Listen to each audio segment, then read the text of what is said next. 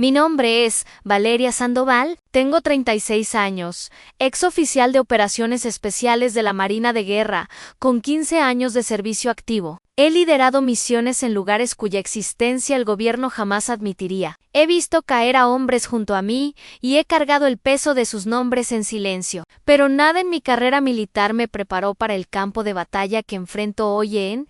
La sala del tribunal militar era fría y resonante. Un lugar donde la verdad podía ahogarse en tecnicismos procedimentales. Mi padre estaba sentado en la mesa de la acusación, vestido con un traje azul marino, hecho a medida que parecía más una armadura que ropa. Los brazos cruzados, la mandíbula tensa, pero sus ojos, esos ojos calculadores, estaban fijos en mí con la misma expresión de desaprobación que conocía desde mi infancia. A su lado estaba el magistrado Ricardo Navarro, martillo en mano, su cabello plateado perfectamente peinado, su uniforme impecable. Navarro era más que un juez, era un viejo amigo de la academia de mi padre, un hombre con quien había compartido tragos y secretos mucho antes de que yo naciera. Su conexión no era ningún secreto, las miradas que intercambiaban me decían todo lo que necesitaba saber sobre cómo transcurriría el procedimiento de hoy. En la voz de Navarro cortó el silencio como un látigo. Eres débil. Tu testimonio no vale nada. Su mirada se dirigió hacia mi padre, y el más leve esbozo de una sonrisa se dibujó en sus labios. Era la sonrisa de un hombre que ya se sentía seguro de su victoria. Mi padre la reflejó, reclinándose en su silla como si ya pudiera saborear el triunfo. Ya lo había visto antes. Hombres poderosos, convencidos de ser intocables, creían que mi silencio significaba derrota. Pensaban que los años desde pez plateado me habían desgastado, quebrado mi voluntad, pero no tenían idea de lo que llevaba dentro. Me levanté de mi silla. El chirrido contra el suelo pulido atrajo todas las miradas de la sala hacia mí. Con cada paso hacia el micrófono, mis tacones resonaban sobre las baldosas. Me detuve, enderecé los hombros y bajé ligeramente la cabeza, no por respeto, sino por precisión. Entonces lo dije, 2 palabras, sombra, víbora. En el cambio, fue instantáneo, la sonrisa de Navarro desapareció. Su mano tembló. El martillo se deslizó de su agarre y cayó con un golpe seco sobre el estrado. Los papeles susurraron mientras el sonido resonaba. Varios oficiales se movieron inquietos en sus asientos ante la voz de Navarro. Recién afilada, se volvió de pronto delgada, como ¿de dónde conoces ese nombre? Sostuve su mirada. No respondí. El peso de esas 2 palabras era respuesta suficiente al otro lado de la sala. La sonrisa en el rostro de mi padre se congeló. Por primera vez vi en su expresión un matiz de incertidumbre. El aire a nuestro alrededor cambió. Oficiales superiores en la galería intercambiaron miradas. Uno sacó un teléfono seguro de su bolsillo. Habló en voz baja. Otro se levantó abruptamente y salió de la sala con pasos rápidos y decididos. En un instante, el tribunal ya no pertenecía a Navarro ni a mi padre. Pertenecía al fantasma que acababa de invocar a la luz. Pensaron que estaba aquí para defenderme. Estaban equivocados. Estaba aquí para desenmascarlos. El eco del martillo caído aún resonaba en mi cabeza, pero me llevaba a otro lugar. A otro sonido, más agudo, más mortal en el estruendo de disparos atravesando paredes hace 3 años. Entonces mis oídos también habían zumbado. Había probado polvo y sangre. La fuerza de la explosión había sacudido mis huesos. 6 hombres. Mi equipo, a mis hermanos. Ninguno de ellos salió vivo de ese lugar. Ahora estaba en esta sala del tribunal como la única sobreviviente para contar su historia. Y lo sentía conmigo. La verdad sobre pez plateado había sido enterrada bajo capas de secreto, mentiras y cálculo político. Mi negativa a seguir la orden de aquella noche había sido presentada como desobediencia. El hecho de que salvó vidas civiles fue borrado. El hecho de que la misión ya estaba comprometida antes de que siquiera pisáramos el terreno. Nadie quería que eso constara en los archivos. Lancé una mirada a mi padre, su frente ligeramente fruncida, pero no por preocupación, sino por cálculo. Aún no entendía lo que acababa de hacer. Todavía no. Mi pulgar derecho se movió instintivamente, recorriendo la cicatriz dentada que cruzaba mi palma izquierda. Era un hábito que no podía abandonar. Me la hice la noche en que arrastré a un camarada herido fuera de la zona de muerte. Mis manos se cortaron con vidrios rotos mientras lo arrastraba a cubierto. Él no sobrevivió, pero yo llevo esa cicatriz desde entonces. Era mi recordatorio. Mi promesa no permitiría que su muerte fuera en vano. Miré de vuelta a Navarro. Sus ojos todavía estaban fijos en mí, ahora muy abiertos. La autoridad segura había desaparecido de ellos. Durante años había pronunciado mi nombre con desprecio. Hoy apenas podía pronunciarlo. El silencio en la sala del tribunal era pesado, pero no vacío. Estaba cargado, como el momento antes de que estalle una tormenta. El hombre de traje oscuro se movió primero. Entró al pasillo central de la sala, se inclinó hacia Navarro y habló en un tono bajo y urgente. Los labios de Navarro se apretaron en una línea delgada. Sus nudillos estaban pálidos contra la madera del estrado. «Este tribunal si suspende por 61 minutos», dijo Navarro finalmente. Su voz tensa, las sillas se deslizaron hacia atrás. Un murmullo se elevó en la galería. Me quedé donde estaba, observando el caos controlado que se desplegaba. Un oficial hablaba apresuradamente por su teléfono. Otro desapareció por una puerta lateral. Me dejé caer de nuevo en mi asiento. Al otro lado del pasillo, mi padre se volvió hacia mí por primera vez ese día. No era la mirada de un padre, era la mirada de un hombre que acababa de perder la ventaja y aún no comprendía cómo sostuvo mi mirada durante varios segundos. Buscando una explicación, buscando un signo de debilidad que pudiera explotar. No le di nada a lo lejos, escuché los pasos medidos de quienes acababan de ser convocados a esta batalla. Personas con las que mi padre y Navarro no habían contado hoy. La tormenta que había desatado ya estaba recorriendo el edificio. Doblé mis manos sobre la mesa. Mi pulgar descansó nuevamente sobre aquella cicatriz. 60 minutos eran más que suficientes. Cuando este tribunal se reanudara, ni mi padre ni Ricardo Navarro controlarían la sala y ambos lo sabían cuando el tribunal se suspendió. Supe que la próxima hora decidiría más que el resultado de un procedimiento judicial. Decidiría si los últimos deseos de mi madre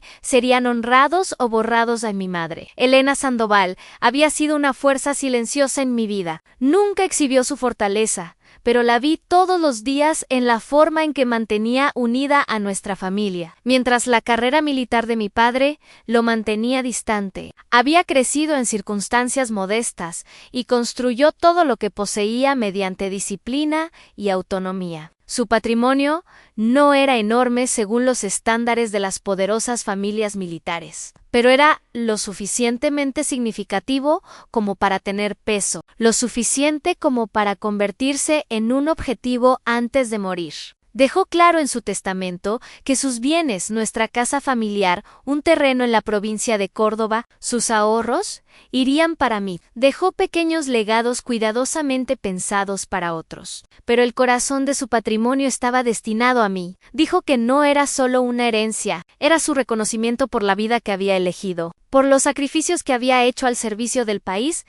Nunca lo pedí, pero comprendí su decisión. Murió repentinamente, antes de poder verme regresar de mi última misión. Cuando finalmente volví a casa, mi padre se había vuelto a casar. La mujer que eligió era más joven, refinada y ambiciosa de una manera que me inquietaba. Desde nuestro primer encuentro, quedó claro que quería traer el hogar bajo su influencia. Me dije a mí misma que no era asunto mío, hasta que llegaron los documentos legales, según mi padre. Mi comportamiento durante la operación Pez Plateado había manchado el nombre Sandoval. Afirmaba que mi negativa a ejecutar una orden y la cobertura mediática subsiguiente habían dañado la reputación de la familia en círculos militares. Sobre esa base, solicitó al tribunal que me declararan incapaz de heredar a Nera. Absurdo. El testamento era claro, y nada en la ley permitía tal petición sin pruebas de fraude o incapacidad mental. Pero mi padre tenía dos cosas: influencia, y al magistrado Ricardo Navarro. Navarro había sido aliado de mi padre durante décadas. Habían servido en los mismos círculos de la Marina. Sus carreras estaban entrelazadas de una manera que nunca comprendí del todo. Le debía favores a mi padre, y mi padre lo sabía. Esa conexión significaba que esto nunca sería una audiencia justa. En cada moción que presentó mi abogada, encontró resistencia. Cada objeción fue desestimada. La conducta de Navarro en el estrado no dejaba dudas. Tenía la intención de entregarle a mi padre el veredicto que quería Ancasi. Lo habría entendido si un extraño cuestionaba mi expediente, tal como se contaba la historia oficial, pero mi propio padre. Eso era más difícil de soportar. Nunca me había preguntado por la verdad sobre aquella noche en Pez Plateado. No quería saber por qué tomé la decisión que tomé o que me costó. En cambio, vio una oportunidad. Ansí podía arrebatarme la herencia. Podía transferir el patrimonio a su nueva esposa y, indirectamente, a la familia de Ellan en nuestro único intercambio privado antes de que comenzara el tribunal. Me miró con el mismo cálculo frío que conocía cuando decidía si apoyar el ascenso de un oficial o dejar que su carrera se desvaneciera. Esto no es personal, dijo, como si esas palabras pudieran neutralizar la malicia de su intención. Se trata de la reputación de la familia. Ya has causado suficiente daño en mí. Me quedé allí escuchándolo y me di cuenta de que el hombre frente a mí se preocupaba más por la apariencia externa de su apellido que por la sangre de la que provenía. Para él, la herencia no se trataba de la tierra, la casa o los ahorros. Se trataba de control. Quitármela era solo otro movimiento en una vida llena de posicionamiento estratégico, aun cuando entramos a la sala del tribunal. Ya había tomado mi decisión. No le pediría su reconocimiento y no intentaría invocar un resto de lealtad paternal que quizás nunca existió. Tenía algo mucho más fuerte que sentimentalismo. Tenía la verdad y tenía un arma con la que él no contaba. Esta demanda era su campo de batalla, pero yo había luchado en terrenos mucho más traicioneros que este. Si creía que un juez parcializado y una narrativa ensayada podrían quebrarme, entonces había olvidado quién era yo. Y a mi padre lo exigió todo y estaba convencido de tener los aliados correctos para tomarlo. Pero lo que ni él ni Navarro entendían era que me habían llevado exactamente al lugar donde su poder era más vulnerable. La herencia era el regalo de mi madre. Protegerla era más que una batalla legal. Era la última promesa que podía darle a Ai, y cuando el tribunal se reanudara, me aseguraría de que esa promesa se cumpliera por completo 3 años antes. Mucho antes de que abogados y demandas definieran mi vida, cargaba una responsabilidad diferente. La orden pesaba sobre mis hombros como una mochila que nunca dejaba. Yo era la oficial responsable de un comando especial de 7 miembros, 6 operativos y yo. Nos movíamos cuando otros dudaban. Leíamos el terreno como un mapa de intenciones. Escuchábamos la mentira que se deslizaba a través de inteligencia limpia. El título en mis órdenes era simple. El trabajo nunca lo fue, y el precio de un error siempre se pagaba en sangre. La última misión llegó disfrazada de una liberación de rehenes de rutina. El dossier de operación mencionaba a una médica humanitaria y 2 ayudantes locales como rehenes de una célula rebelde. Crítico en tiempo, alto riesgo, acción decidida requerían. La primera diapositiva marcaba un almacén textil abandonado en el distrito del Río como objetivo. La diapositiva 2 mostraba imágenes satelitales en secuencia limpia con flechas y subtítulos. La tercera presentaba un diagrama de comunicaciones, ordenado y convincente en C. Veía correcto. Se sentía mal en nuestro oficio. Los sentimientos a menudo significan hechos que aún no podemos probar. Durante el briefing, una corriente me jalaba como un río que agarra tus pantorrillas. Las imágenes eran demasiado limpias. 2 marcas de tiempo no coincidían con los protocolos meteorológicos que reportaban nubosidad. Las firmas térmicas parecían una presentación de entrenamiento. Campos de calor sin el ruido ambiental esperado de edificios vecinos. Sin plumas de escape en el borde del techo. Una cámara lateral mostraba una camioneta de reparto al ralentí frente a una puerta que no existía en las tomas aéreas en Lee. Pedí al jefe de reconocimiento que comparara las secuencias. Dijo: diferentes socios, pequeñas variaciones, nada crítico. El reloj corría. Ya había visto mentiras limpias antes. Siempre venían con diagramas limpios. Solicité un breve retraso para verificar la cadena de fuentes denegado PEDI. Una segunda fuente humana sobre los rehenes denegado propuse un elemento de reconocimiento encubierto para verificar la ruta de acceso. Nuevamente, denegado, el coronel supervisor en la línea dijo que la ventana se estaba cerrando. Otro equipo en otra zona de operaciones se haría cargo si no lo hacíamos nosotros. Envolvió la presión en urgencia, hablando como un hombre que nunca tendría que vivir con las consecuencias. Mi voz se volvió tranquila. Entendido, ejecutaremos. Por favor, envíen las actualizaciones finales ahora. De vuelta en la sala del equipo. Había silencio. El sargento Morales rodaba una piedra de río entre sus dedos. La había recogido años atrás en una playa de entrenamiento. La colocó sobre la mesa y tocó una vez. Era nuestro ritual. Si uno caía, quienes regresaran pondrían una pequeña piedra en la tumba. Una promesa de llevar el peso sin exhibición. Morales me sonrió, cansado pero sereno. Si mañana todavía vivimos, cada uno debe una piedra. Si uno ya no está, los demás pagan. Planificamos de todos modos. Los profesionales planifican cuando el plan se siente mal y el reloj igual presiona. A partir tracé una ruta de exfiltración alternativa a lo largo de un canal de drenaje. Agregué una opción de explosión suave en una puerta lateral. Moví al especialista en explosivos a la seguridad trasera y adelanté a nuestro médico un puesto. Pequeños ajustes conservadores. El tipo que admite dudas sin dejar que el miedo tome el control. Envié una última solicitud al oficial de guardia. Si los rehenes realmente estaban adentro, 5 minutos no les harían daño. Si no, 5 minutos podrían ahorrarnos una trampa.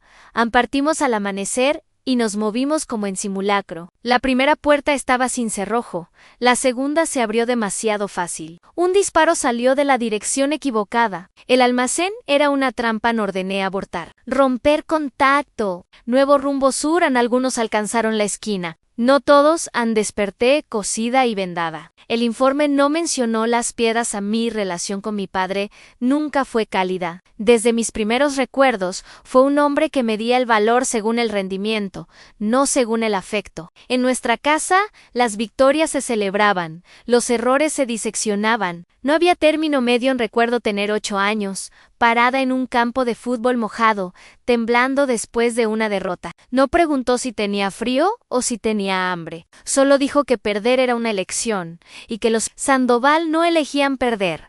Esa lección me fue inculcada a lo largo de años en diferentes formas. En aulas, en campos deportivos, incluso en la forma en que evaluaba mi postura cuando estaba firme en uniforme. Me moldeó. Aprendí a luchar más duro, apuntar más alto y ocultar la debilidad. Cuando recibí mi ascenso a oficial, me estrechó la mano como un superior, no como un padre. Cuando fui a mi primera misión, me dijo que no lo avergonzara. El orgullo en su lenguaje siempre estuvo atado a condiciones. Después de pez plateado, cuando regresé a casa con cicatrices y 6 banderas dobladas, pensé, a pesar de todo, que tal vez preguntaría qué había pasado. Preguntaría por qué tomé la decisión que tomé. Preguntaría cómo se sentía estar viva, mientras el resto de mi equipo yacía en silencio. Pero la pregunta nunca llegó. Nos encontramos una vez en su estudio. El olor de su cigarro flotaba en el aire. No se sentó. Has convertido a esta familia en objeto de rumores, dijo, su voz tan afilada como el pliegue de su uniforme. Has atraído el tipo equivocado de atención sobre nosotros. Nos has hecho parecer débiles. Le dije que civiles habían sobrevivido porque desobedecí la orden. Ni siquiera parpadeó. Con L, dijo en su tono cortado, como si cambiara al vietnamita, hiciera que su declaración cortara más profundo. Has deshonrado esta casa. Desde ese día, la distancia entre nosotros ya no fue solo emocional. Fue táctica. Me convertí en un activo que ya no quería reclamar. Cuando mi madre murió y me dejó su patrimonio, debería haber previsto su reacción. Para él, yo no era una hija protegiendo el último deseo de su madre. Era un oficial que había fallado, y peor aún, públicamente cuando solicitó despojarme de la herencia. Se sintió menos como traición y más como el movimiento final en un juego que había estado jugando toda mi vida. Ganar siempre fue lo único que importaba para él en solo, que ahora yo era la oponente al otro lado de la mesa. Y por primera vez estaba lista para mostrarle cómo juego cuando las apuestas me pertenecen, aun cuando el tribunal se reanudó. La sala pareció contraerse alrededor del magistrado Navarro, como si las luces del techo hubieran bajado para coronarlo solo a él. Tomó el estrado con la facilidad de un dueño, el martillo balanceándose entre sus dedos, como un gesto ensayado a mi abogada, la capitana Rojas. Se levantó para renovar una moción en un comunicado sin firmar que la parte contraria había introducido en el expediente. Debía ser eliminado. Objecionan falta de fundamento y confiabilidad. El autor no está identificado y no está disponible para contrainterrogatorio, dijo Rojas a Navarro.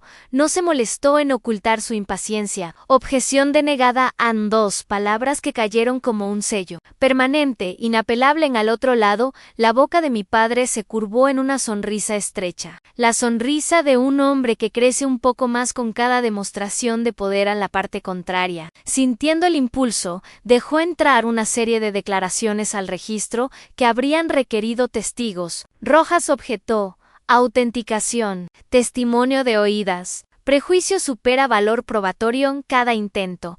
Encontró la misma respuesta del estrado, objeción denegada. El ritmo se convirtió en ritual. Llamada y respuesta. Un coro compuesto para una sola voz a Navarro comenzó a dirigir las declaraciones con sus propias preguntas. Una mano en la espalda de la narrativa. Instruyó al secretario del tribunal a leer un párrafo que me describía como impulsiva y desobediente. Luego interrumpió a Rojas inmediatamente cuando cuestionó la relevancia. Denegada cuando Rojas insistió en privilegios. Navarro respondió incluso antes de que la parte contraria se levantara. Denegada en la galería. Un murmullo bajo recorrió las filas. Botas se movieron, plumas golpearon, mantuve mi respiración uniforme. No puedes gritar más fuerte que un hombre que controla el volumen. Esperas el momento en que el control se convierta en dependencia. Hasta entonces, estudias el terreno. Navarro escenificaba seguridad, pero revelaba incertidumbre. Una y otra vez miraba hacia su cámara, como esperando una señal. Mi padre lo notó. Ajustó un puño y se inclinó hacia su abogado, como si estuviera apretando un tornillo a un almirante retirado. Apareció por videoconferencia para presentar mi decisión en pez plateado como vacilación. La transmisión se congeló 2 veces, ambas después de detalles que podrían haber beneficiado a la defensa. Rojas solicitó una conexión en vivo o un aplazamiento. Denegado pidió margen para cuestionar el origen de la fuente, restringido al éxito de la misión. Dictaminó. Navarro el almirante continuó leyendo una declaración preparada que descartaba las marcas de tiempo contradictorias como niebla de guerra y pérdidas por fricción. Rojas objetó que era testimonio de experto no calificado. Denegada la sonrisa de mi padre, volvió a su forma habitual. La galería captó la señal y se relajó en el guión que creían estar viendo luego. Llegó un informe psicológico revelado. Tarde. Evaluación única encargada después del incidente que contradecía 10 años de evaluaciones impecables. Rojas solicitó la exclusión por violación del deber de revelación. Denegado pidió admitir mis evaluaciones previas para corregir el registro. Denegado por redundancia, la parte contraria se reclinó. Como marineros bajo viento favorable repentino. Presioné mi pulgar contra la cicatriz que cruza mi palma izquierda y conté hasta 4. Inhalar, sostener, sostener, exhalar. El entrenamiento no es solo para tiroteos. Es para resistencia. Mantuve mi voz dentro de mí y esperé. No golpees cada maniobra de distracción. Ahorra municiones. Deja que el patrón muestre la única abertura que no puedes rechazar. Rojas ajustó su táctica. Menos fricción, más precisión. Pidió al oficial de inteligencia que leyera los metadatos bajo una imagen satelital. El oficial vaciló. Luego pronunció una marca de tiempo que no coincidía con el protocolo meteorológico para esa área. La sala se silenció de la forma en que una sala se silencia cuando escucha cómo se rasga una costura antes de que la duda pudiera sentarse. Navarro se inclinó hacia adelante. Abogada, limite sus preguntas a comportamiento y toma de decisiones, no a fuente técnica. Rojas objetó la restricción, denegada en Seitz cómo se cerraba una posibilidad, y anoté en que bisagra se había bloqueado pieza por pieza. El registro se dobló donde debería haberse roto. Una foto de entrenamiento que mostraba mi equipo. En un ejercicio de retirada alternativa, 2 semanas antes de la misión, fue descartada como irrelevante para mí desobediencia de órdenes. Denegada, una solicitud para llamar al técnico de sensores, que marcó las anomalías en las imágenes térmicas, fue negada por razones de seguridad. Denegada en la voz de Rojas, nunca se elevó. Sabía que la ira solo sirve al ritual. Regresó a la mesa, puso un gancho firme junto a una línea en su blog y sostuvo mi mirada lo suficiente para transmitir un mensaje sin palabras. Todavía no. Espera. Desde mi lugar en la mesa de defensa, mi mirada recorrió la galería, como solía escanear una línea de árboles antes de mover a mi equipo. Aprendes a leer una sala en capas. Primero la postura, luego los ojos, luego los pequeños movimientos que la gente cree invisibles. La mayoría de los espectadores eran uniformados que no conocía, que vinieron por rumores o deber. Algunos vestían trajes que se ajustaban como si fueran pagados por agencia, que nunca firman sus propios cheques aproximadamente a mitad de altura. A la izquierda estaba sentado un oficial de alto rango con la gorra en el regazo. Las águilas plateadas en sus hombros estaban opacas por años de uso. Su cabello estaba cortado corto, ahora blanco, y su rostro llevaba el tipo de líneas que provienen tanto del sol como del mandoán. Cuando me moví para tomar un sorbo de agua, su mirada se fijó en mi mano izquierda, más específicamente en la cicatriz que corre diagonalmente a través de mi palma. Era una herida vieja que nunca se alisó completamente, levemente elevada contra la piel. Sus ojos no se estrecharon con desaprobación, sino en reconocimiento. Esa cicatriz no estaba en mi expediente médico oficial. El informe decía laceración, palma izquierda, atendida en campo. Nada más, pero la forma en que la miraba me decía que había visto una herida así antes. Tal vez incluso sabía cuándo y dónde sucedió. En otra vida, en otra sala, le habría preguntado su nombre. En esta mantuve mi rostro neutral y lo dejé mirar hasta que se dio cuenta de que había mirado demasiado tiempo. Bajó la mirada al suelo, pero no antes de que la comisura de su boca se tensara, como si acabara de confirmar algo para sí mismo. A la derecha. Cerca del pasillo, una joven oficial garabateaba apresuradamente en un pequeño cuaderno negro. Su cabello estaba recogido en un moño tan apretado que parecía casi doloroso. Su blusa de uniforme estaba impecablemente planchada. Reconocí la forma de sus insignias de rango teniente de navío. Una y otra vez interrumpía la escritura para mirar brevemente al estrado o a la mesa de acusación antes de volver a sus notas con rapidez. Cuando nuestras miradas finalmente se encontraron, el bolígrafo se congeló sobre el papel. Fue menos de un segundo, pero en ese segundo el aire entre nosotras cambió. No solo observaba el procedimiento, me estaba estudiando. En su rostro no había hostilidad, sino una intensidad que no encajaba con una joven oficial sin rol formal en esta sala. Dejé que el silencio hiciera su trabajo. Parpadeó, bajó la mirada y continuó escribiendo, ahora más lento, más deliberado. Era el tipo de ajuste que haces cuando te das cuenta de que la persona que has estado observando ahora te está observando a ti. Esas miradas no eran casuales ni por mera curiosidad. El reconocimiento de mi cicatriz por parte del coronel y el cambio repentino de ritmo de la teniente eran pequeñas grietas en la superficie de este tribunal. Me mostraron que más allá de la hostilidad ensayada del magistrado Navarro y la sonrisa de mi padre, había personas en esta sala que sabían quién era realmente o estaban descubriéndolo. Aún no sabía si eso jugaría a mi favor, pero sabía esto aun cuando llegara el momento de pronunciar el nombre que no esperaban escuchar. Estos dos entenderían su peso primero, y tuve la sensación de que ya tenían un presentimiento de que podría ser. Navarro ajustó sus lentes, se inclinó apenas lo suficiente para que su voz cortara el murmullo bajo en la sala y lo pronunció como un veredicto ya tallado en piedra. Su carrera terminado, comandante. ¿Nadie le cree? Las palabras cayeron, sin ceremonia, como si fueran un hecho administrativo, no una humillación dirigida. Mantuve mi rostro inmóvil, pero algo frío se instaló dentro de mí. Había escuchado cosas peores, en zonas de combate, susurradas por radios encriptadas, cuando una misión se desmoronaba. Pero escucharlo aquí, en una sala del tribunal que se envolvía en el lenguaje de la justicia, se sentía diferente. No era solo un ataque a mi expediente, era un borrado de todo lo que había logrado, lo que había arriesgado. No lo miré. En cambio, mi mente fue donde siempre iba cuando alguien intentaba reducirme a nada. De vuelta a mis 6 Morales, Rivera, Torres, Méndez, Delgado y Castro. Sus rostros antes de la misión estaban grabados con una claridad que nunca perdería. Morales, rodando la piedra de río entre sus dedos. Rivera, sonriendo como si el peligro fuera parte del placer. Torres, revisando metódicamente su equipo por 4ª vez. Méndez tarareando una melodía que nadie conocía, pero todos reconocían. Delgado escribiendo una nota a sus hijos. Castro dándome un golpe en el hombro antes de partir. Un silencioso vamos.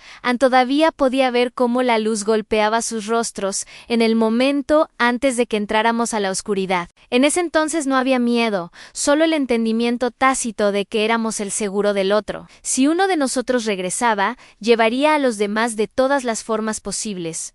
La voz de Navarro intentaba arrastrarme de vuelta, pero me aferré a esas imágenes. Quería que me rompiera aquí, que respondiera a su burla con ira o protesta, algo que pudiera aplastar para probar su punto. No le di nada.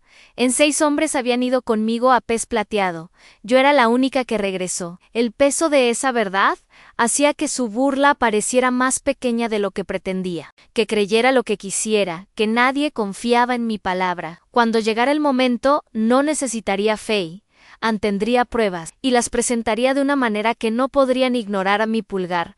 Acarició nuevamente la cicatriz en mi palma. Un hábito y una promesa. La piedra todavía esperaba. Me levanté cuando el último insulto de Navarro rebotó contra las paredes y la sala del tribunal respiró. El micrófono esperaba en su soporte metálico en inhalar, sostener, exhalar, soltar. El liderazgo no es volumen. Es una decisión, repetida tantas veces hasta que se convierte en postura. Caminé hacia el podio con esa decisión, profundamente anclada en mi columna vertebral. Era consciente del peso de la tensión que se movía conmigo como una corriente. La luz de lectura arrojaba un cono blanco sobre la madera. Coloqué las yemas de los dedos en el borde. La cicatriz en mi palma izquierda se calentó bajo la lámpara, como si el recuerdo tuviera su propio circuito.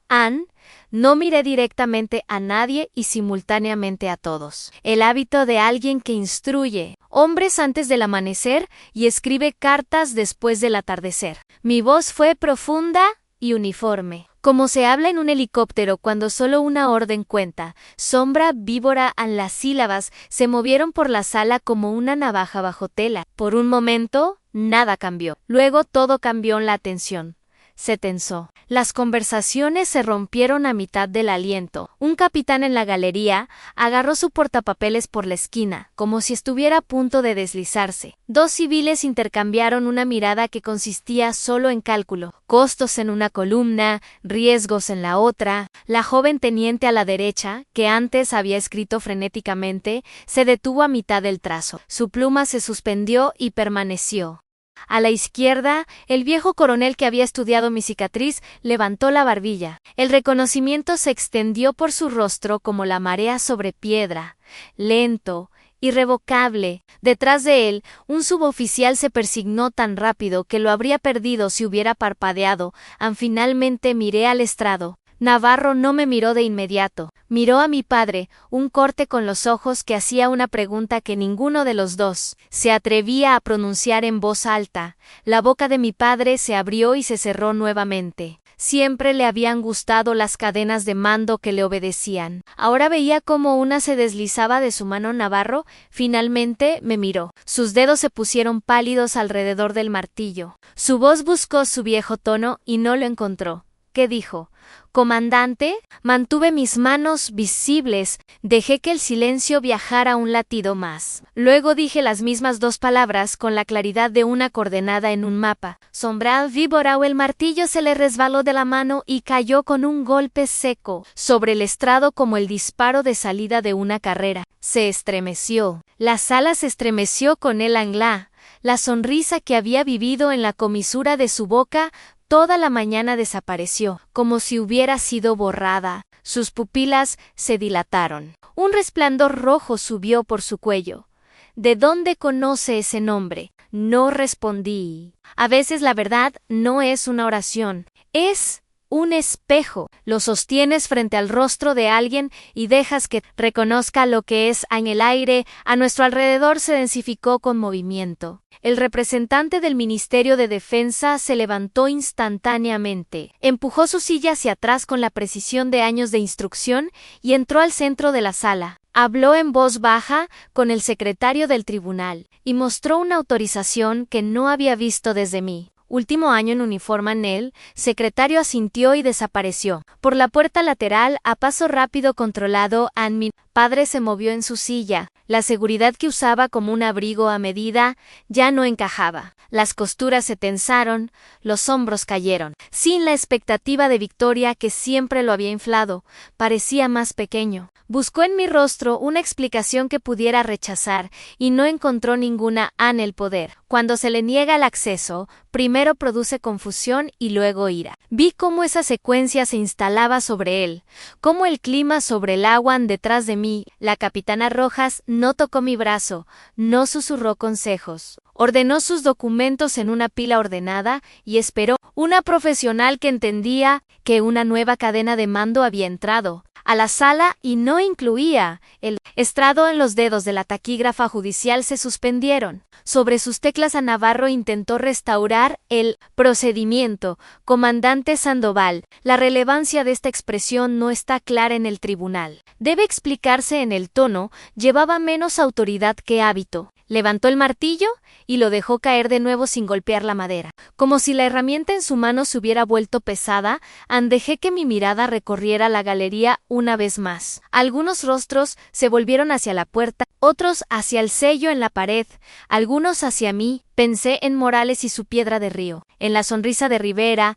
en las listas de Torres, en la promesa de honrar a nuestros muertos con algo que los vivos puedan llevar. Dos palabras habían sido suficientes. La sala haría el resto. No necesitaba elevar mi voz. La arquitectura la llevaba por mí. El nombre era una llave. Ahora, cada puerta cerrada en este edificio recordaba que podía abrirse por primera vez. El pasillo explotó en el mismo momento en que cayó el martillo. Las puertas se abrieron de golpe. Las radios chasquearon. Tacones golpearon un ritmo rápido sobre las baldosas. Un secretario judicial trotó hacia un pasillo lateral, guiado por el hombre del Ministerio de Defensa que ahora llevaba autoridad. Como una insignia visible, dos oficiales en uniformes de gala se posicionaron en la entrada de la sala del tribunal. Otro bloqueó el ascensor con la palma extendida.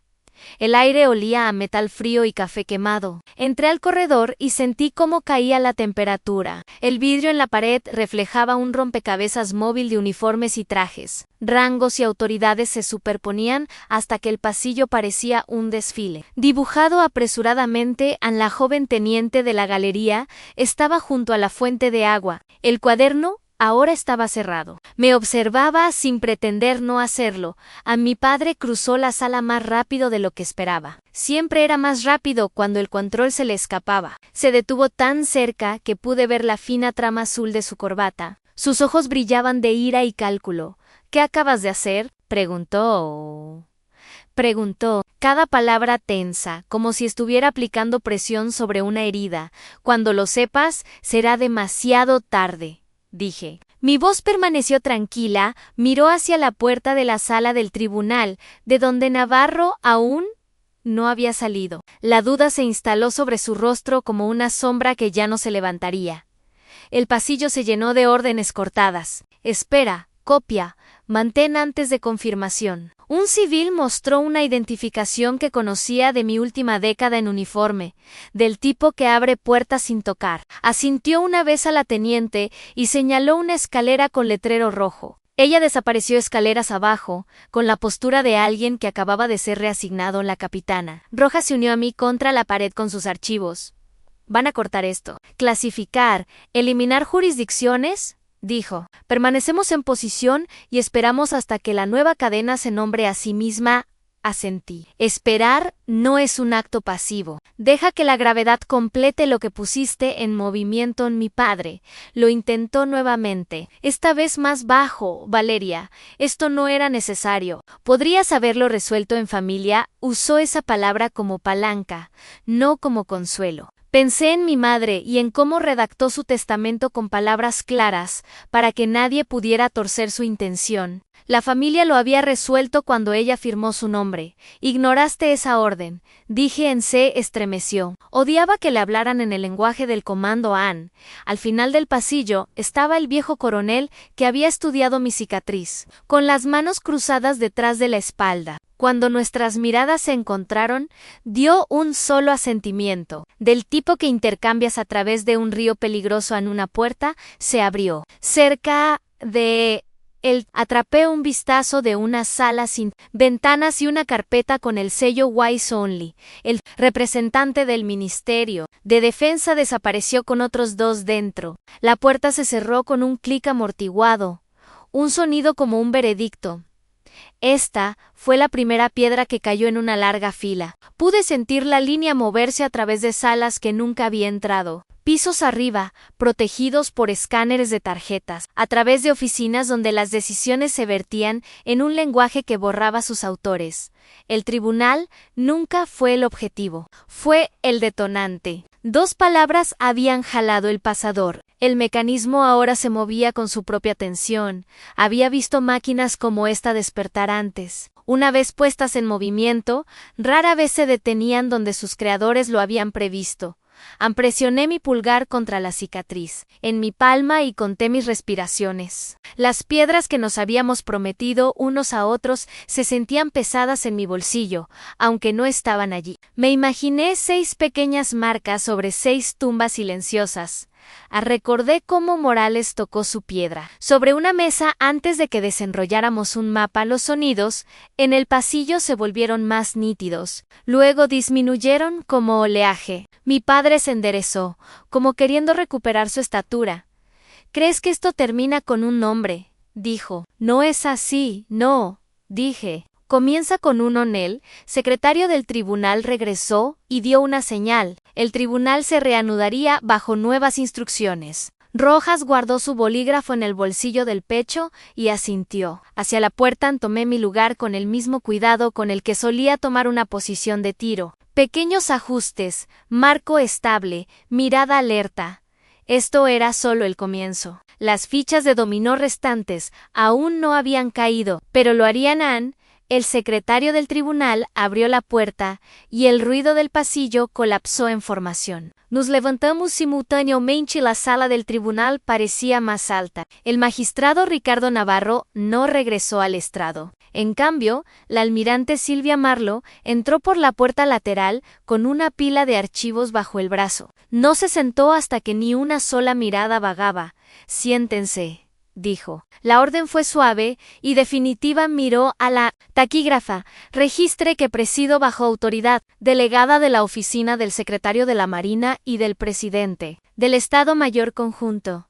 Mi padre se movió en su silla junto a su abogado, como si un asiento familiar se hubiera inclinado repentinamente. Su confianza descansaba en lo familiar. Nada sobre el almirante Marlowe le era familiar para mí. En cambio, era conocida por reputación y por las líneas claras que sus decisiones dejaban en campos de batalla, que nunca reconocimos públicamente. Colocó los archivos sobre el estrado y abrió el superior. Este procedimiento se disuelve en su forma actual, dijo. Todos los documentos conectados con el caso número 1745 están sujetos a clasificación inmediata. Los participantes entregarán sus notas y copias no oficiales al secretario del tribunal para destrucción segura. En su voz no se elevó, pero la galería vibró. Se dejaron plumas, se cerraron carpetas. La taquígrafa hizo una pausa cuando la secretaria del tribunal le entregó un sobresellado anal al otro lado. Mi abogada se sentó quieta, las manos dobladas. Como si la calma fuera un juramento, la almirante Marlo continuó. El tribunal se convocó para revisar una petición que cuestiona la idoneidad de la comandante Valeria Sandoval para heredar bajo un testamento privado. Esta petición se basa en representaciones de conducta operativa que no coinciden con los archivos ahora disponibles. Estas representaciones surgen de una narrativa parcial que no puede evaluarse en un marco público. Con efecto inmediato, la Marina de Guerra retira cualquier apoyo a procedimientos basados en esta narrativa. A mi padre tomó aire para objetar, pero luego vio el rango en los hombros frente a él, buscó a Navarro. Solo encontró una silla vacía y apretó la mandíbula como un hombre que entablilla un dedo roto.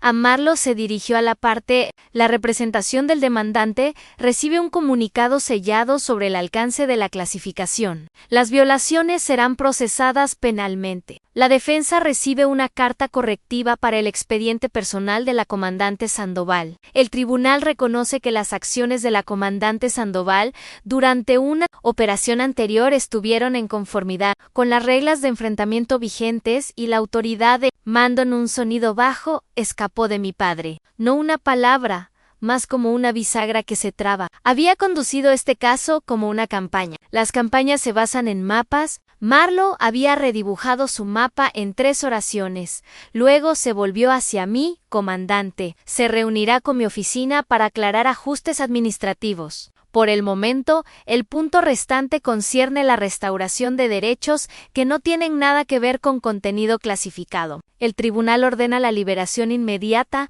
de los activos disputados a la beneficiaria, nombrada en el testamento de Elena Sandoval. El nombre me detuvo. Mi madre no pertenecía a ningún sistema de niveles de clasificación. Su escritura en el testamento era ordenada e inflexible. A mi pulgar encontró la cicatriz en mi palma. Una señal silenciosa para mantener la postura. Marlo cerró el archivo. Secretario del tribunal. Comience la recolección y el despeje. 2 oficiales de seguridad se movieron por las filas de asientos con contenedores sellados. La joven teniente que había notado antes ahora se adelantó para ayudar con una identificación que conocía de áreas de alta seguridad. No me miró mientras trabajaba. Sus movimientos eran mecánicos, precisos. Mi padre observó cómo los documentos se retiraban de su alcance. Sus ojos estaban brillantes, no de lágrimas, sino de un calor que ya no encontraba salida. Por primera vez, desde que comenzó este procedimiento, no tenía nada más que escenificar para la sala. Anne se volvió. Buscó un aliado y no encontró ninguno. Anne, el almirante.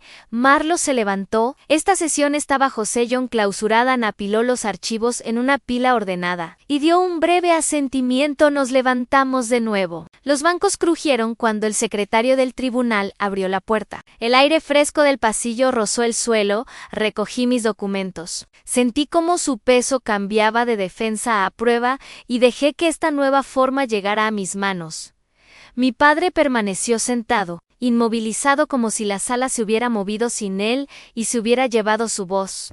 La sesión terminó bajo sello, y el silencio en la sala del tribunal desató un recuerdo más ruidoso. Pez plateado surgió como calor sobre asfalto. Partimos en la última luz bajo un cielo color pizarra. Repetí, el plan en acceso primario, por la puerta este. Punto de espera secundario, exfiltración por el canal de drenaje. Si la sala gira, cruzamos el callejón en parejas. El almacén se alzaba como una caja negra sin aliento, sin escape de aire, sin zumbido de generador, solo viento deslizándose por una junta. Rivera aseguró arriba. Torres mantuvo la calle vigilada. Morales esquivó la cerradura y dio señal clara adentro. El aire sabía a polvo y detergente, como si alguien hubiera perfumado una sala vacía. El silencio no es seguridad, es una advertencia. Nos formamos en una puerta interior. Castro colocó una carga suave para un corte dirigido de bisagra. Conté hacia atrás y sentí al equipo inclinarse hacia adelante como un solo cuerpo. La puerta se movió sin resistencia. Se abrió a una sala que no quería dar respuestas. Sin voces, sin pasos, solo una tubería que golpeaba en la oscuridad. Méndez levantó el dispositivo térmico. La pantalla floreció con calor, donde deberían haber estado los ruidos de edificios adyacentes. La primera explosión vino de la dirección equivocada. La presión me golpeó el pecho. La gravilla llenó mi boca. Una carga hueca en una columna convirtió el concreto en cuchillos. El mundo se estrechó a blanco, luego a un zumbido que tragó cada orden en Rivera cayó de rodillas. Delgado lo empujó detrás de una paleta y tomó su línea. Fuego de boca salía en picaduras por la oscuridad desde un entrepiso que no se veía en las imágenes satelitales. Grité: ¡abortar! Pared sur, humo y movimiento. A mi voz tembló una vez, luego se volvió a cero. Entendimos la trampa en fragmentos. Señuelos térmicos se hacían pasar por calor corporal. Una camioneta de reparto al ralentí, frente a una puerta que no existía en nuestras imágenes. La escalera estaba cortada y soldada de nuevo para guiarnos. Antorres intentó levantar la bolsa médica. La sangre se extendía bajo su chaleco como una flor persistente. Méndez arrojó humo. Colgaba bajo y dulce. La mezcla quemaba en la garganta. Sentí el corte en mi palma cuando el vidrio se hundió profundo, mientras arrastraba a Morales sobre un montón de botellas rotas. Se rió de mi maldición y luego guardó silencio. Horas antes me había pasado un guijarro en el guante, una piedra de río que llevaba como amuleto, lisa y fresca como una promesa. Había dicho que si salía vivo, me debía una, y si no, que la pusiera donde pudiera verla. Encerré mi puño alrededor de aire y seguí. Moviéndome llegamos a la pared sur, porque el ladrillo allí había sido reparado con mortero blando. Lo había marcado y rezado para tener razón. Castro atravesó primero. Conté cabezas, 6, luego 5. Rivera comenzó a describir un viaje de pesca con su hermano, un truco para evitar que revisara su herida. Le dije que guardara la historia para el camión. Se quedó callado, los labios de Delgado se movían. Leí las palabras como lo había hecho esa mañana. Dile a mis hijos que mantuve mi palabra afuera. El aire sabía a mar mojado. Nos arrastramos cubiertos en formación individual. Las botas de Torres arrastraban. Enganché mi brazo por su arnés y tiré. El fuego menguó. Luego volvió a jurar cuando los atacantes intentaron alcanzar nuestro flanco. Llamé el aborto nuevamente por canal abierto. La estática rascó el borde. El puesto de mando respondió demasiado tarde. Posición retenida. Fuerza de reacción rápida en camino. Sin apoyo aéreo, la segunda explosión levantó la tierra junto a nosotros. Castro se volvió y la interceptó. Cuando el polvo se asentó, me empujó hacia adelante con el antebrazo y dijo: «Vean, fui, porque rechazar su regalo lo habría desperdiciado». El liderazgo es una cuenta que se lleva en sangre. La mía nunca estuvo equilibrada cuando finalmente alcancé la rejilla de salida. Solo 2 voces respondían. Luego una, luego ninguna. Mi mano izquierda goteaba a través de un vendaje de campo. La herida se abría cada vez que me apoyaba en piedra. Activé el dispositivo de localización y vi su luz pulsar como un pequeño latido. El rescate me encontró atrapada bajo concreto fundido. El sabor de cobre en la boca. La puerta del helicóptero se abrió de golpe. Los labios del paramédico formaron una broma que no pude escuchar. Enterramos a mi equipo en partes, bajo nombres que mantendrían limpia la historia. Más tarde, en un campo de tiro lejos de aquella ciudad, coloqué 6 pequeñas piedras en una pared rota. Una fila para hombres que el protocolo nunca llevaría, aun cuando hoy, en la sala del tribunal, presioné mi pulgar contra la cicatriz. La arena de aquella pared volvió a vivir bajo mi piel. Pez plateado no terminó. Viajó más lejos dentro de mí. El tribunal lo llamó conducta y juicio. Yo lo llamé la promesa que aún debía 6 tumbas. Las piedras son pequeñas. La carga no lo es. Las llevo cuando hablo. Las llevaré hasta que la cuenta se cierre con la verdad en la. La almirante Marlowe pidió hablar conmigo fuera de la cámara. En un pasillo que había sido despejado por 2 oficiales de seguridad, el edificio zumbaba con el tipo de silencio que sigue a un shock. Se paró lo suficientemente cerca como para que pudiera ver los pequeños rasguños en el cuero de su carpeta Angway. Cuando habló, su voz permaneció baja, no conspirativa, sino disciplinada. «Navarro no es el centro de este caso», dijo. «Es un síntoma». Alguien más arriba manipuló la tubería que alimentó Pez Plateado y la narrativa que siguió. Tenemos fragmento. Quiero que esté preparada para lo que eso significa. Anne, esperé. Observó mis manos. Cómo estiraba ligeramente el puño izquierdo cuando la cicatriz se tensaba. Dígalo claramente, dije. Tenemos razones para creer que un oficial de bandera y un enlace civil manipularon imágenes. Suprimieron fuentes humanas que contradecían el marco temporal e introdujeron una fuente hostil en la cadena como si fuera amigable. Los cambios fueron canalizados a través de una compartimentación que existió en papel durante 6 meses y luego desapareció. Navarro proporcionó la cobertura legal después del hecho, pero no creó la mentira. El calor subió detrás de mis costillas. No ira. Todavía no. Era esa vieja sensación cuando un patrón finalmente encaja. Nombres. Dije, vendrán, pero todavía no. Respondió. Si los nombro antes de firmar las órdenes de arresto, las puertas se cierran y los archivos desaparecen. Lo que puedo decirle es esto: las huellas en los datos editados coinciden con una firma que he visto en otras 2 operaciones comprometidas. Diferentes zonas de operación, la misma sombra larga, los rehenes. Pregunté, ¿alguna vez estuvieron ahí?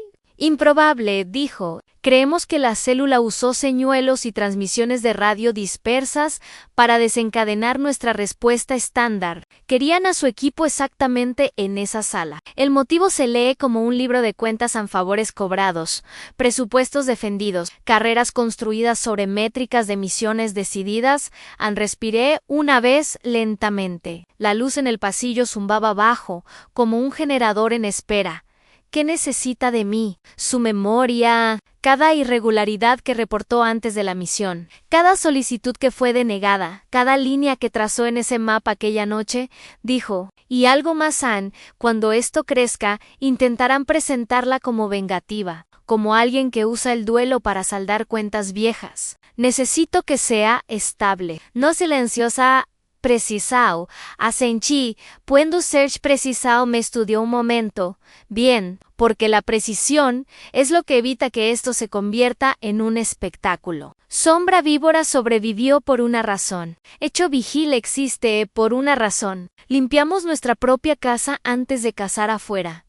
Miré más allá de ella hacia la puerta sellada. Navarro caerá, dije. ¡Ya cayó!, respondió. Importa la mano detrás de él. Cuando saquemos esa mano a la luz, no se pierda en el momento. Justicia, no teatro. Presioné mi pulgar contra la cicatriz y dejé que la presión me anclara. El pasado no estaba cerrado. Volvía con un hombre que aún no conocían. Esperaría, pero no olvidarían. Estábamos solos en la sala de espera de testigos. El zumbido de la ventilación era más fuerte que nuestras voces. En el primer minuto no hablamos en absoluto. Mi padre estaba cerca de la ventana, las manos detrás de la espalda, como si todavía inspeccionara cadetes en el campo de desfiles. Cuando se volvió, su mandíbula estaba tensa, pero su voz sonaba casi casual.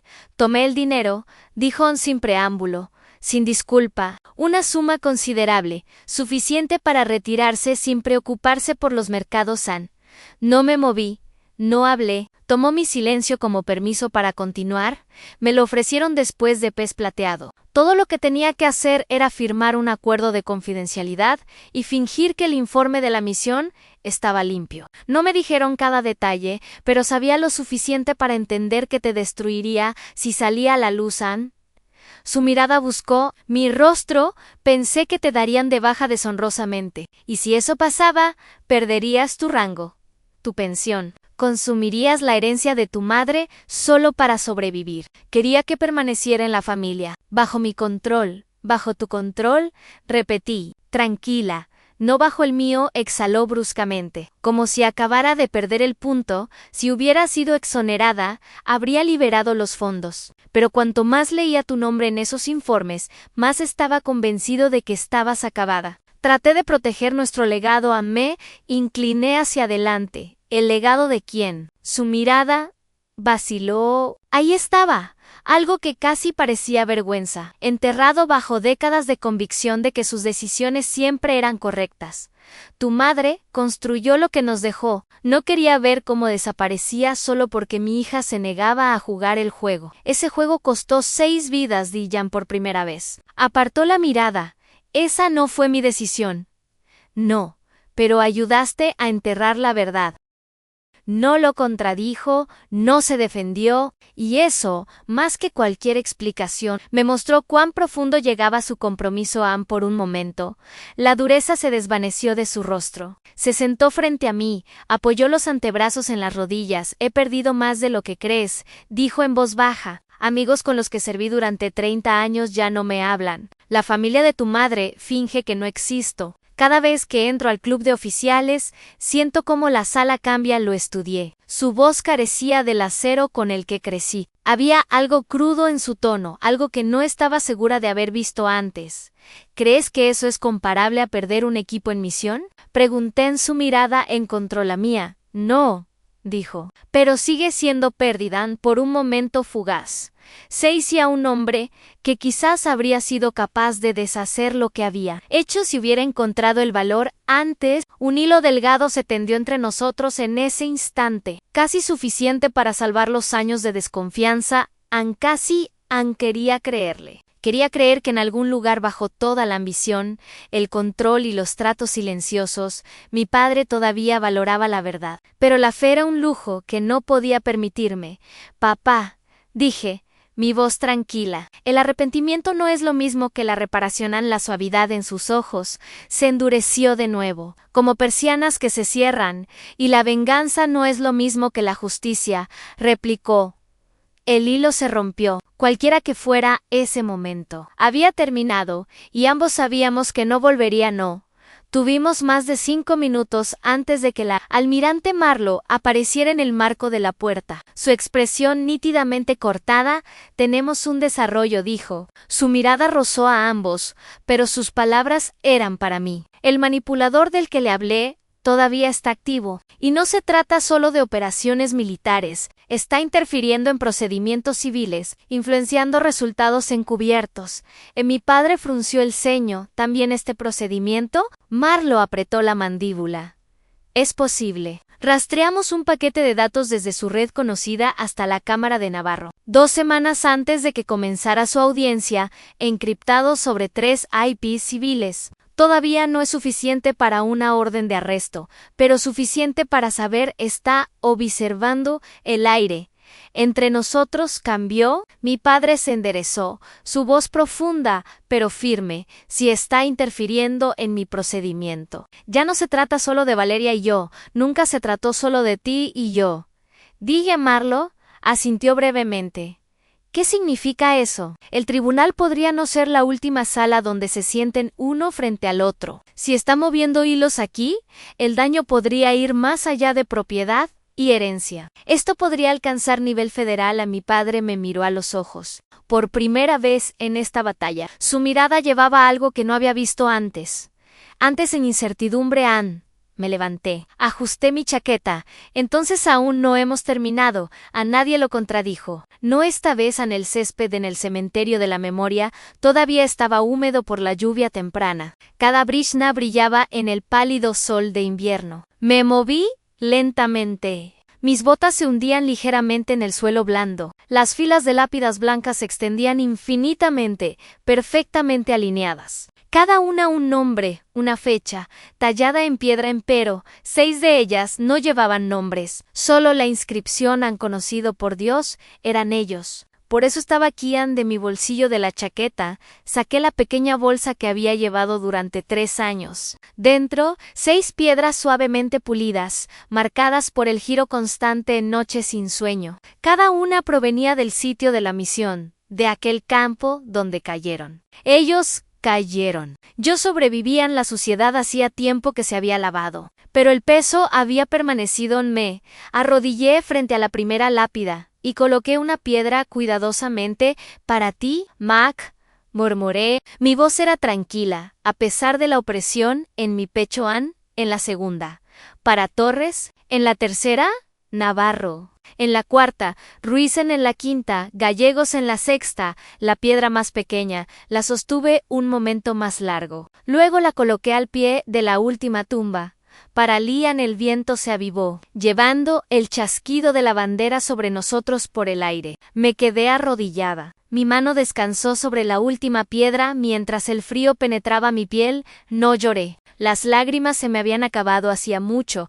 Detrás de mí se acercaron pasos, tranquilos, medidos. La almirante Marlowe se detuvo junto a mí. Su sombra cayó sobre la fila. Cumplió su promesa, dijo en voz baja, con un asentimiento. Hacia las piedras les dije que lo harían por un momento. Simplemente nos quedamos ahí. Dejando que el lugar hablara luego, Marlowe me lanzó una mirada. Su expresión indescifrable. Estoy formando un nuevo equipo, dijo. Oficialmente aprobado, pero no se encuentra en ninguna lista. Necesitamos a alguien que conozca la diferencia entre una misión y un comando suicida. Alguien que reconozca cuando el reconocimiento no cuadra.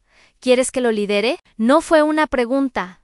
Sí, dijo. Miré las 6 piedras, luego a ella. ¿Y si digo que no? Entonces te vas, respondió. Pero sabes lo que hay ahí, fuera. Y sabes que continuarán, si nadie los detiene. Miré la fila de lápidas. El recuerdo de sus últimas sonrisas ardía detrás de mis ojos. Voy a pensarlo, dije. Aunque una parte de mí ya conocía la respuesta, nos reunimos en una esquina, tranquila del Comando Central de las Fuerzas Armadas, lejos de los pasillos resonantes donde todo pendía en el aire. Marlowe colocó una carpeta sobre la mesa entre nosotras, pero no la abrí. Si hago esto, dije, elijo mi propio equipo. Cada nombre, cada posición asintió. Hecho, obtengo conexión directa contigo, sin capas de intermedios que puedan filtrar o enterrar información. Aprobado. Y algo más, beneficios familiares para mi equipo, no solo el paquete estándar. Apoyo real en educación, vivienda, atención médica, sin importar si vuelven a casa o no. Marlowe me miró más fijamente. Esa no es una demanda pequeña, y no es negociable. Si están dispuestos a arriesgar sus vidas por esta causa, sus familias no deben pagar el precio por órdenes equivocadas. Por un momento guardó silencio, luego asintió nuevamente. Lo haré registrar solo. Entonces toqué la carpeta. Dentro, primeros briefings de misión, medio tachados, pero suficiente para ver, los objetivos eran reales. El peligro era real y las apuestas eran más altas de lo que había pensado. Entonces lo haré, dije. Cerré la carpeta, pero bajo mis términos. Un indicio de sonrisa rozó sus labios. ¿Bajo tus términos? Esa noche estaba parada en mi apartamento. La carpeta yacía abierta sobre la mesa. La luz de la lámpara de escritorio caía sobre mapas, nombres, rostros. Ninguno de ellos sabía que ya estaba en la lista de alguien. Pensé en mi padre y en Navarro, en el manipulador que en la sombra todavía movía piezas. Nada de esto había terminado, pero por eso no había dicho que sí. No regresaba por él. No regresaba para reclamar algún honor familiar manchado. El tribunal, la herencia, los titulares, todo eso era pequeño comparado con las 6 piedras que había depositado esa mañana. Regresaba, porque en algún lugar ahí afuera, alguien estaba recibiendo una orden de misión falsa ahora mismo, porque alguien estaba caminando hacia una trampa, confiando en la información, creyendo en la misión, y no había nadie allí para advertirle. No permitiría que otro equipo fuera atraído a la muerte por una mentira. No si podía evitarlo. No si podía interponerme en el camino. Encerré la carpeta. La decisión se convirtió en un peso que se ancló firmemente en mi pecho. Un peso que ahora finalmente podía llevar. Cuando llamé a Marlowe, mi voz era tranquila. Estoy dentro. Dijen al otro lado. No dijo gracias ni felicitaciones. Solo dijo, te envío el primer nombre mañana. Y así fue como regresé. El primer nombre llegó a la mañana siguiente. Como prometió, un sargento familiar. Brooks, exoficial de inteligencia, hermano de Mac, que había caído junto a mí en Pez Plateado. No tuve que pensarlo 2 veces. Lo llamé directamente a Ne. A partir de ahí, La lista creció en Cabo Elicien, sin conexión con la Marina de Guerra, pero una vez había servido, Su solicitud había estado durante años sin atención en algún cajón, bloqueada por alguien que encontró que hacía demasiadas preguntas en perfecta en Teniente Dan, primo del Teniente Ruiz Anún, especialista EOD, con una presencia tranquila y firme, y un currículum que hablaba por sí mismo. Recordé cómo Ruiz siempre decía que su primo podía desactivar una bomba mientras recitaba a Shakespeare. Lo rastreé en un pueblo pequeño en el interior donde había estado reparando maquinaria agrícola durante un año. No dudó ni un segundo en decir que sí a cada nombre que elegí tenía una conexión con los 6 que nunca regresaron. No porque quisiera reemplazarlos, sino para honrarlos. Estas personas conocían las historias detrás de los uniformes, habían escuchado la risa, los chistes internos, la voluntad férrea de nunca rendirse, llevaban la misma pérdida dentro de ellos. Aunque hubieran estado a solo un paso de distancia, nos reunimos por primera vez, en una sala, sin ventanas de una instalación segura, las paredes vacías excepto por un solo reloj. Estaba parada a la cabecera de la mesa, mis notas frente a mí, pero no las necesitaba. Este equipo no está aquí para ser titulares, dije. Estamos parados en la sala entre la verdad y aquellos que quieren enterrarla. No tomamos misiones a menos que sepamos que es verdad. No aceptamos información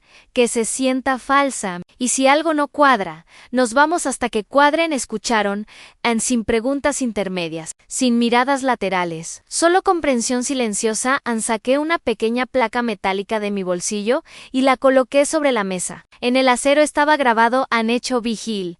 Este es nuestro nombre, dije. Mantenemos vigilancia por aquellos que ya no pueden. Uno por uno asintieron. En ese momento, Hecho Vigil nació. 2 días después conduje a la casa de mi padre. Las luces estaban encendidas, las cortinas corridas, igual que en mi infancia. No toqué, no necesitaba verlo a Anne. La puerta del estudio estaba entreabierta. Su escritorio estaba exactamente donde siempre había estado, tan ordenado como una formación de desfile. Entré en el olor de libros viejos y madera de cedro, flotaba pesado en el aire. De mi bolsillo saqué una última piedra. Esta era más oscura que las otras, sus bordes más ásperos. Provenía del mismo suelo que las 6 que había depositado en el cementerio de la memoria, pero la había guardado para este momento. La coloqué en el centro de su escritorio, sobre una pila de papeles meticulosamente alineados, sin nota, sin explicación. Él entendería, no era una oferta de paz y no era una amenaza, era una señal, un recordatorio de lo que se había perdido y de lo que no dejaría que se comprara con acuerdos. Influencia o silencio. Salí del estudio y cerré la puerta detrás de mí. No miré atrás. Ana, la mañana siguiente, estaba sentada con Hecho Vigil en una sala de briefing. En la pared se extendía un mapa salpicado de marcas rojas. El archivo de misión frente a mí llevaba el título Operación Espejo Nocturno en el papel. Era una misión estándar de contraespionaje, rastrear y neutralizar a un agente extranjero en zona neutral. Pero profundo en los datos, escondidas, había huellas del tipo que ya había visto antes, patrones que coincidían con la información falsa de Pez Plateado. No se trataba solo de una amenaza externa, se trataba de encontrar la mano que había alimentado a mi equipo, a los lobos, hace 3 años. Miré alrededor de la mesa. Brooks me miraba, esperando la orden de misión. Inguhan sostenía su bolígrafo sobre el cuaderno. El primo de Ruiz se inclinó hacia adelante, los ojos firmemente fijos en mí. Esto no es solo otra misión, dije. Este es el primer paso para descubrir quién ha estado moviendo los hilos todo este tiempo. Y cuando los encontremos, nos aseguraremos de que nunca vuelvan a poner una mano en esos hilos. Nadie preguntó por qué. No tenían que hacerlo. Cuando nos levantamos, capté mi reflejo en la pared de vidrio. Más vieja, más dura, pero todavía de pie. La justicia no significaba ganar un proceso. La justicia significaba recuperar el derecho de contar la verdad y apenas había comenzado antes de despedirnos. Nos gustaría saber, ¿dónde nos están viendo ahora mismo? ¿Es una mañana tranquila con una taza de café caliente o una noche tarde en la que historias como esta los acompañan? Escríbanos en los comentarios. Leemos cada uno con gratitud. Y si esta historia los tocó, piensen en suscribirse a nuestro canal, no solo para escuchar más, sino para ser parte de una comunidad que todavía cree en la bondad, la sanación y las segundas oportunidades. Gracias por pasar su tiempo con nosotros hoy. Donde quiera que estén, esperamos que lleven esta historia con ustedes. Y recuerden, a veces el milagro no toca tu puerta. Espera en silencio hasta que estés listo para abrir tu corazón. Cuídense. Nos vemos la próxima vez. La sala de operaciones estaba sumida en una luz azul pálida. 3 pantallas mostraban flujos de datos en tiempo real a movimientos financieros, comunicaciones encriptadas, patrones de viaje. Brooks estaba inclinado sobre un teclado. Sus dedos volaban sobre las teclas con la precisión de alguien que había pasado años rastreando señales en el ruido. Tengo algo, dijo sin levantar la vista. Transferencia bancaria. 3 días antes de que comenzara tu tribunal. Origen en cuenta fantasma registrada en las Islas Caimán. Destino un bufete de abogados en la capital que casualmente representa a firmas de defensa. Me acerqué a la pantalla. Los números parpadeaban en verde fosforescente. ¿Monto? ¿Suficiente para comprar un veredicto? Respondió. $250,000. Anele 100 se levantó de su estación. Esa misma cuenta muestra actividad recurrente. Pagos similares cada 6 meses durante los últimos 4 años. Diferentes destinatarios, pero todos conectados a procedimientos legales o tribunales militares. Dancom cruzó los brazos. Es un patrón. Alguien ha estado comprando resultados. No solo resultados. DG and Control en influencia sobre quién asciende, quién cae, qué misiones se aprueban. La pantalla central cambió. Brooks había abierto un archivo de metadatos de comunicaciones. Líneas rojas conectaban nodos a nombres, fechas, ubicaciones. En el centro, una designación codificada a Apex-7.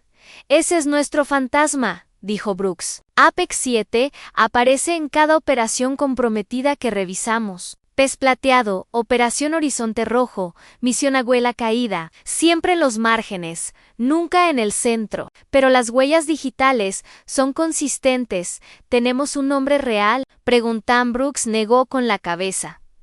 Todavía no. Pero tenemos algo. Mejoran su próximo movimiento.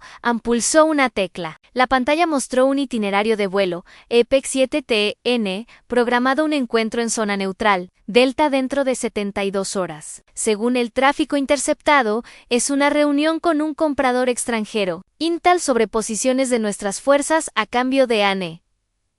Una imagen apareció. Planos arquitectónicos de una instalación gubernamental, espejo nocturno, murmuré. No es solo contraespionaje, es una trampa para exponer al traidor en Elysian. Asintió. Marlowe lo diseñó así. La misión real no es detener al agente extranjero, es seguirlo hasta Apex-7.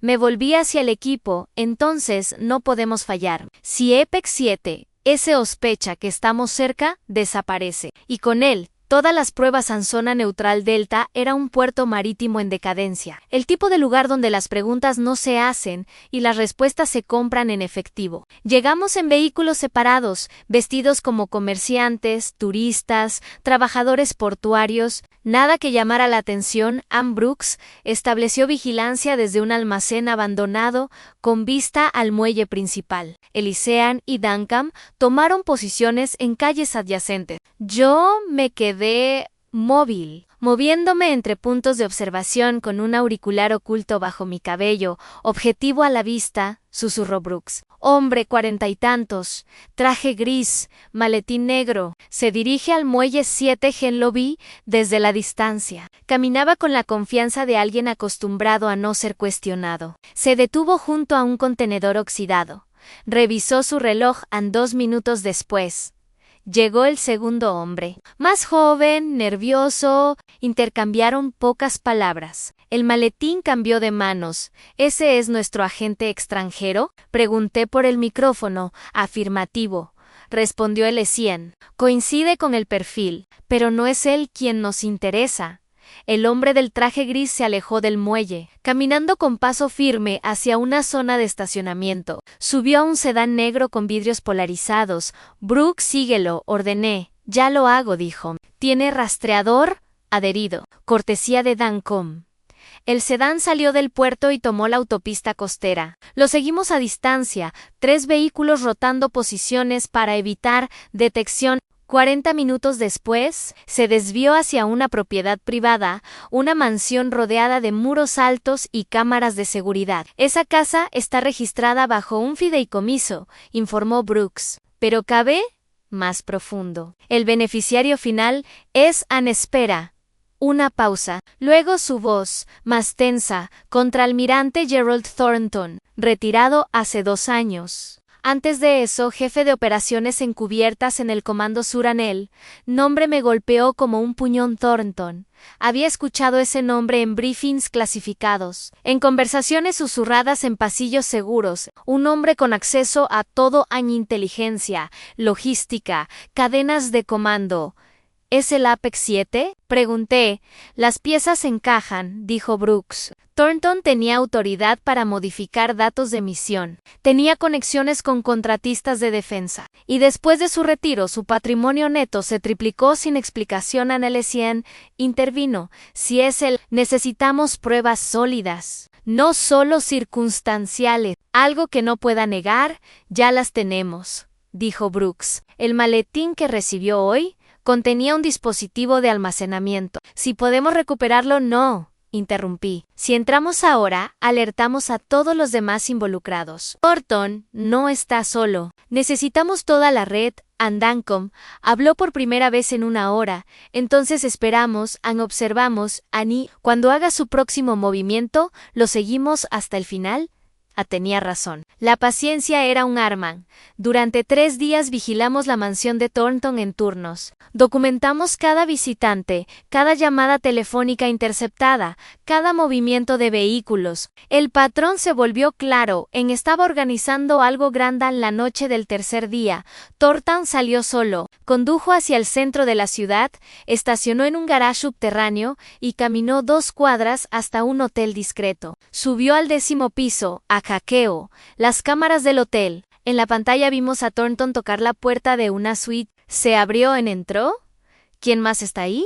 Preguntan. Brooks amplió la imagen de la reserva de la habitación, registrada a nombre de una empresa consultora. Pero reconozco uno de los nombres en la lista de empleados. Hizo una pausa. Tu padre en el aire se volvió denso. Mi pulso se aceleró, pero mantuve mi voz uniforme. ¿Estás seguro? 100%. Su nombre aparece como asesor de la firma. Ha estado en nómina durante 18 meses. Cerré los ojos. Respiré. Debería haberlo visto venir. Mi padre nunca hacía nada sin calcular el retorno. Si Thornton era Apex 7, entonces mi padre no solo había tomado dinero, había sido parte del sistema que alimentó a mi equipo a una trampa. Valeria, dijo Elysean suavemente. ¿Qué quieres hacer? Abrí los ojos. Lo mismo que haríamos con cualquier otro. Documentamos todo. Y cuando tengamos suficiente, lo derribamos. La reunión duró 2 horas. Cuando Thornton salió, llevaba una nueva carpeta bajo el brazo. Mi padre salió 10 minutos después, caminando con la postura rígida de alguien que acababa de cerrar un trato. No lo seguí. Ya sabía dónde vivían. En cambio, regresamos a la base y compilamos todo en transferencias bancarias, comunicaciones encriptadas, manifiestos de vuelo, testimonios de operativos que habían sobrevivido, misiones comprometidas. Cada pieza del rompecabezas. Brooks armó un informe de 200 páginas. Elysean verificó cada fuente 2 veces. Dancom preparó copias de respaldo en servidores seguros en 3 continentes diferentes.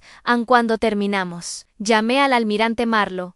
Lo tenemos, dije. Apex 7 ES, el contraalmirante Gerald Thornton. Y no está solo. Su voz fue firme. ¿Qué tan sólido es? ¿Inapelable? ¿Cuándo puedes entregar el informe? Ya está en camino a tu oficina. Encriptado, con cadena de custodia completa.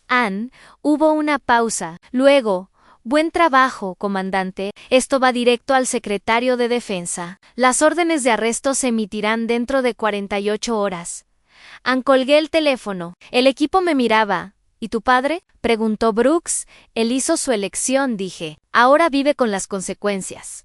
Ann Thornton fue arrestado al amanecer en su mansión. 6 agentes federales, 3 vehículos, cámaras de noticias en la calle. No hubo resistencia. Salió esposado, la cabeza gacha. El traje arrugado en mi padre recibió una citación el mismo día. No fue arrestado. No inmediatamente, pero su nombre estaba en el expediente. Y cuando los investigadores comenzaron a interrogar las piezas que lo conectaban a Thornton, se volvieron imposibles de negar. Llamó a mi teléfono 3 veces. No respondía la cuarta vez. Dejó un mensaje de voz. Su voz era tensa, Valeria. Necesitamos hablar. ¿Puedo explicarlo? No es lo que parece. Por favor, emborré el mensaje sin terminarlo.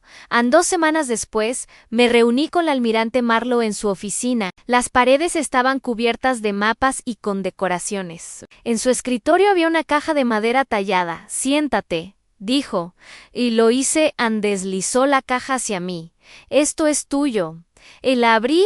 Dentro había 6 medallas, estrellas de bronce, cada una grabada con un nombre: Morales, Rivera, Torres, Méndez, Delgado, Castro, póstumas, Gillo Marlowe. Aprobadas esta mañana, sus familias recibirán las suyas en una ceremonia el próximo mes. Pensé que querrías tener estas primero. Toqué cada medalla con la punta de los dedos. El metal estaba frío, pulido hasta brillar. Gracias, susurré. No me agradezcas, dijo. Hicieron el sacrificio. Tú te aseguraste de que no fuera en vano. Cerré la caja.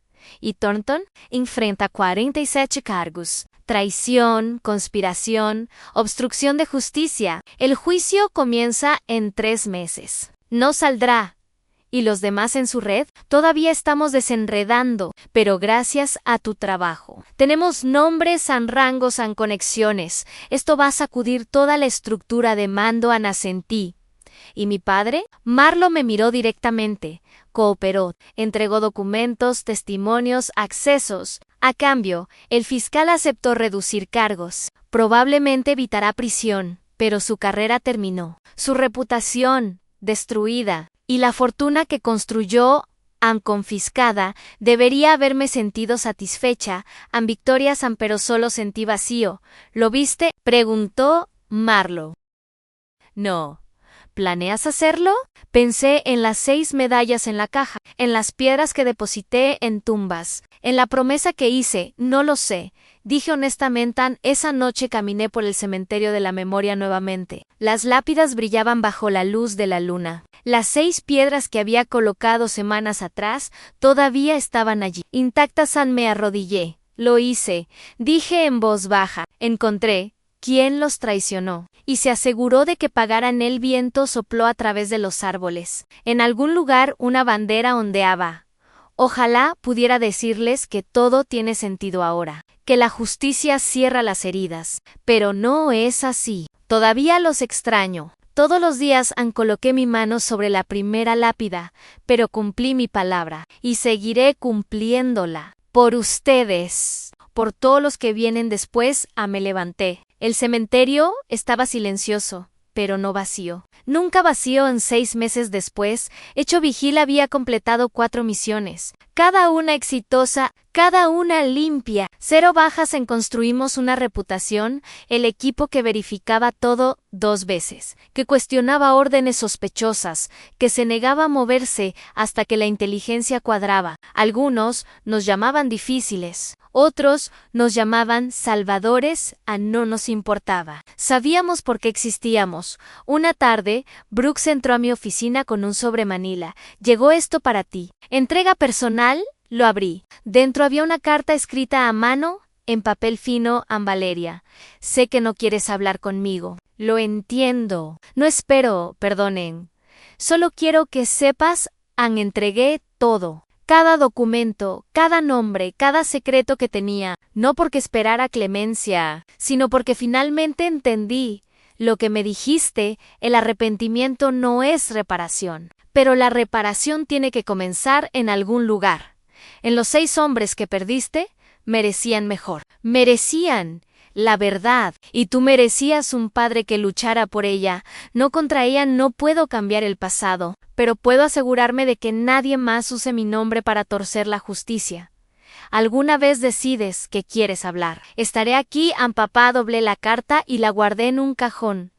Tal vez algún día respondería. Tal vez no por ahora. Tenía trabajo que hacer. Hecho Vigil creció. Agregamos más miembros analistas, operadores de campo, especialistas técnicos, cada uno elegido por su integridad, tanto como por su habilidad. Nos convertimos en la red de seguridad que yo hubiera querido tener en Pez Plateado, el equipo que verifica las órdenes antes de ejecutarlas, que protege a los operativos de las mentiras disfrazadas de misiones. No podíamos salvar a todos, pero podíamos salvar a algunos, y cada vida salvada significaba que las 6 piedras en aquel cementerio pesaban un poco menos. Un año después del tribunal, estaba parada frente a una clase de nuevos oficiales en la academia. Navala Marlowe me había pedido que diera una conferencia sobre liderazgo bajo presión. Admiré los rostros jóvenes frente a mí, algunos ansiosos, algunos nerviosos, todos listos para al servir. Van a recibir órdenes. Comencé, algunas claras, algunas confusas, y en algún momento recibirán una orden que se siente mal, que no cuadra, donde la inteligencia tiene vacíos y las preguntas no tienen respuestas. Hice una pausa. Cuando llegue ese momento, quiero que recuerden esto. Tienen el derecho y la responsabilidad de cuestionar, no por cobardía, no por desobediencia, sino porque las vidas de su equipo dependen de la calidad de la información que reciben. Un cadete levantó la mano. ¿Y si nos ordenan seguir adelante de todos modos? Entonces exigen claridad, documentan sus preocupaciones, y si no reciben respuestas satisfactorias, escalan. Porque un buen líder protege a su equipo de misiones malas, tanto como los lidera en las buenas. ¿A otra mano? ¿Alguna vez desobedeció una orden directa? Toqué la cicatriz en mi palma, sí, y me costó todo. Mi rango, mi reputación, casi mi libertad, pero salvó vidas civiles. ¿Y si tuviera que hacerlo de nuevo? Tomaría la misma decisión. El silencio llenó la sala. El liderazgo no se trata de obedecer ciegamente, dije. Se trata de tomar decisiones difíciles cuando las apuestas son altas, y vivir con las consecuencias. Cuando terminó la clase, varios cadetes se acercaron para hacer más preguntas. Una joven con insignias de aspirante a piloto, se quedó hasta el final. Comandante Sandoval, leí sobre su caso, sobre Pez Plateado. Solo quiero decir gracias por no rendirse. Le di un pequeño asentimiento. No lo hice sola. Tuve un equipo que creyó en la verdad. Y ahora ustedes son la próxima generación. Asegúrense de que la verdad siga importando. Esa noche, de vuelta en mi apartamento, saqué la caja de madera con las 6 medallas. Las coloqué en una fila sobre mi escritorio. Junto a ellas, puse las 6 piedras que había llevado durante 3 años. Ya no necesitaba llevarlas en mi bolsillo. Habían encontrado su lugar. Mi teléfono vibró. Un mensaje de Marla: nueva misión. Briefing mañana 0600 a nivel de amenaza en alto. Confiabilidad de Intel verificada. Te necesito al frente. Sonreí. Respondí.